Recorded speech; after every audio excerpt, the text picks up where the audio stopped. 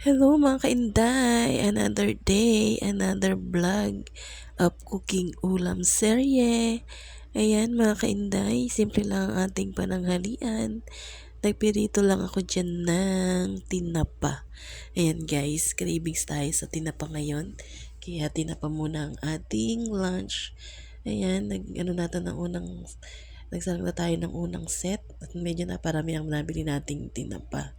Ayan guys, kailangan maluto yung ginawa kong pagluluto sa tinapa. Ayan, hinango muna natin yung first batch. And then, nag-second batch tayo ng ating pagpipirito. Ayan, mekos lang mga kainday. Napadami ang ating tinapa.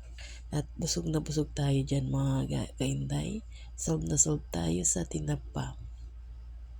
At sasawsawan natin dyan sa kamatis na may bagoong na may sili. And guys, yung ating second batch tapos nang lutuin. And maglasa lang pa ulit tayo ng last batch. Ayan, medyo tumatalsik pa ang mantika mga kainday. Kaya ingat-ingat lang tayo sa pagpipirito. Ayan na guys, ang ating ulam. At tayo ay solve na dyan, makakalipas ng ating pananghalian. Ayan ang ating sausawan mga kainday. Ayan, ang dami ng ating tinapa.